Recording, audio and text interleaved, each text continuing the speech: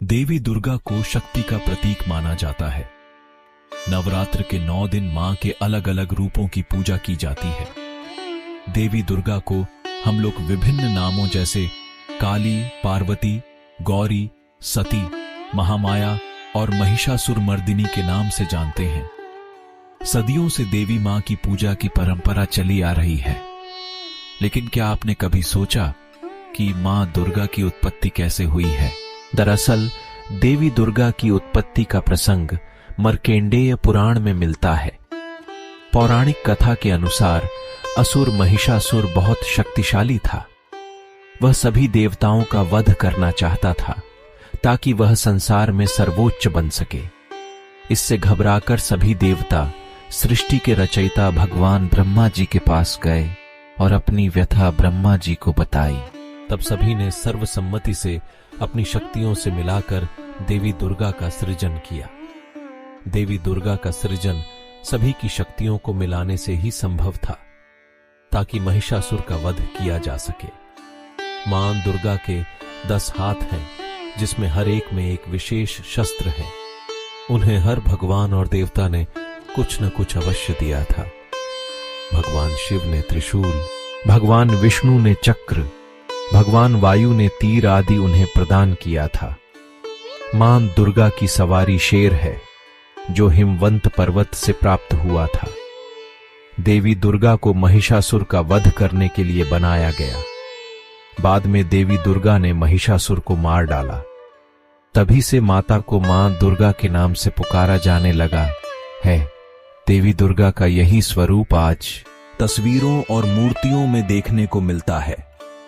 मां दुर्गा आज भी बुरी बाधाओं का नाश करने के लिए पूजी जाती है।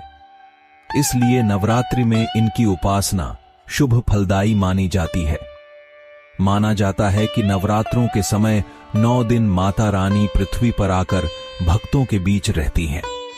इसलिए मां को खुश करने के लिए श्रद्धालु विधि विधान से सप्तशती का पाठ करते हैं।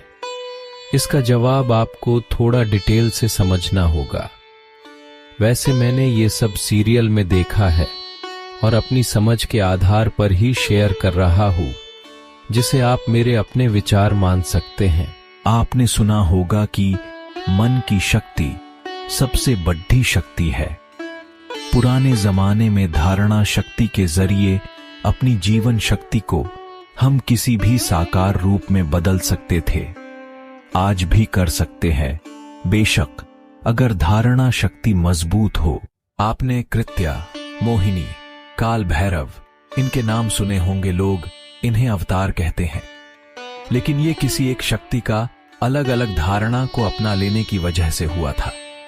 जैसे कि हम अपनी जीवन शक्ति को बाहर निकाले और कल्पना करते रहे कि उसका एक रूप है, और कुछ समय बाद वो हमें अपने आसपास महसूस होने लगे, जैसे कि कृत्या सिद्धि या मानस सिद्धि।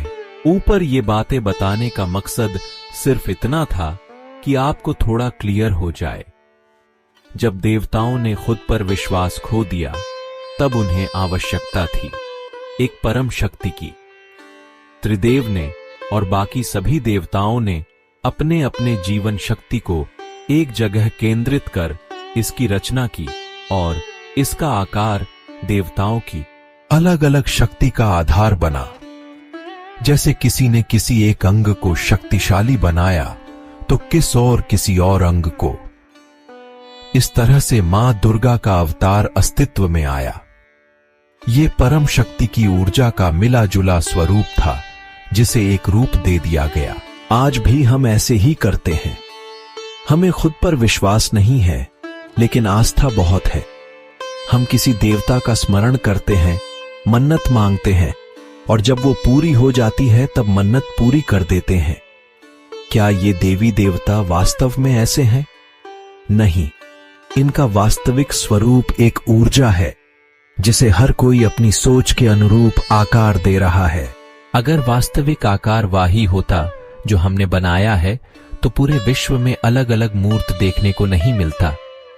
देवता किस रूप और आकार में है हमें नहीं पता, लेकिन हमारी जैसी श्रद्धा होती है, जिस रूप में हम देखना चाहते हैं, हम उन्हें उसी रूप में पूजते हैं, और यही उन्हें बल देता है। यानी शक्ति का आधार है पूजा, आस्था और विश्वास।